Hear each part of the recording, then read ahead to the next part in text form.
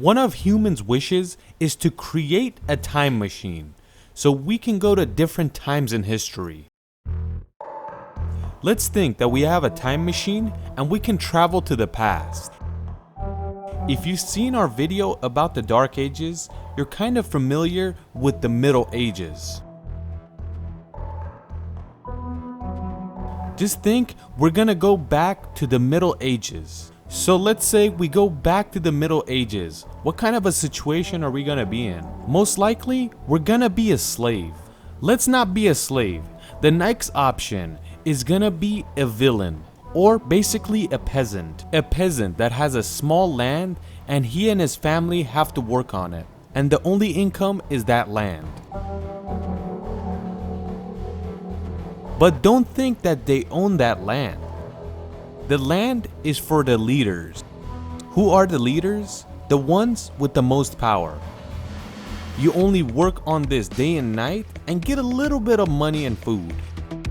In this era, if a baby passes age 5, it's a very lucky baby because most babies used to die before the age of 5. And another important thing to know is mothers, while giving birth, would die as well. Women and babies died like this, and men's died all the time getting into fights and battles. Life expectancy in the Dark Ages was around 25 years old, meaning if somebody got to 25 years old, they'd be like, wow, what an age. But the Middle Ages in its entirety, the life expectancy was 31 years old. Don't think that men went to war and died. First of all, no man left its home without the armor and sword, meaning when you left your home, your chances of fighting was very high. The ones that had more power obviously made more rules, meaning all of a sudden you would see executions happening and they would hang the body in the middle of the street so everybody sees it. Most of the people that got hung were convicted of witchcraft. Anybody would say something scientific, they would say he's speaking against religion, and they would be sentenced to death. Most of the time, they would burn them alive. One of the interesting stories that happened in that era is that in the 1600s, Giordano Bruno, an Italian philosopher, after spending 8 years in jail, was burned alive in the city of Rome just because they said he was against religion.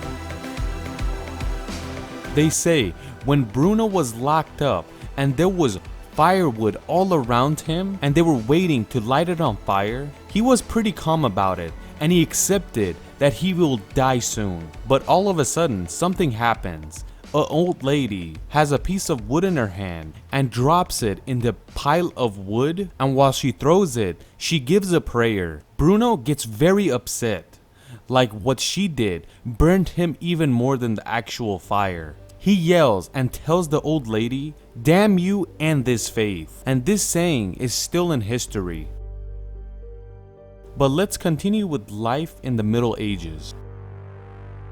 As we said, if you're a farmer peasant, you have a small piece of land and you have to work on it with your family. You can't take days off.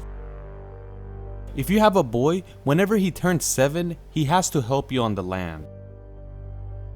When someone was a peasant, they had to work day and night with the family. Hard jobs like plowing, harvesting, planting, milking cows, and other hard jobs. But when someone had this job, they were the lucky ones in the Middle Ages because at least they didn't have to leave the home to go fight, and the leaders would keep the lands of the peasants safer than usual. But it wasn't guaranteed. There could be a day where a huge army shows up and they would kill everybody and steal everything. Either way, these peasants had to work all the time, and there were no days off, except a few days a year, and those were Christian holidays. There is no weekends, Sundays, Fridays, nothing off. As you know, the European continent is a very green, rainy continent, and there are a lot of rivers as well. But in that era, the biggest problem for humans was drinking water. No river had fresh water, not even wells. Basically, whoever drank them would get sick and die. Usually, people would drink this and die, or they would drink wine or alcoholic beverages. But they would leave cups or buckets outside in the hopes that it would rain and it would collect some fresh water and they could drink it in peace. These happy times are only for the spring and summer, but when fall came around, everybody would be worried because they knew that the hunger just started. There was an extreme shortage of food. Until the end of winter, half of the weight of the people were lost. You might not believe it, but this was real. The Middle Ages of Europe was just like this. The lucky peasants that worked on this land had an animal, like a goat, cow, or sheep.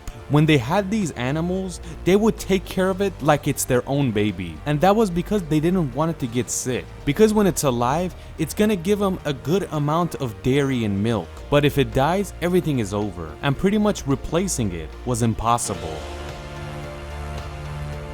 In that era, when you walked everywhere, you would see people digging so they could bury the dead. Meaning hunger and sickness would kill a lot of people daily. As we said, when someone got to 30 years old, they would be surprised on how long they aged. If you were a peasant, you would have to stay there because you couldn't leave that place. If you left a border that the leaders had control of your area, you would basically be kidnapped, killed, or stolen, and they would turn you into slaves. Women and men, different types of slaves. So it was the best for the farmer to stay there and work. But let's say the peasant is successful in leaving the area and gets himself to the city. It's at that moment that he realizes that he used to live in heaven. City means hell. Sickness and diseases a lot higher. The entire city is filled with trash and dead bodies. Rats and cockroaches would eat human flesh, meaning that dead bodies and trash is their food now. And that is why disease is everywhere. There are all types of diseases in all of the cities in Europe at that time.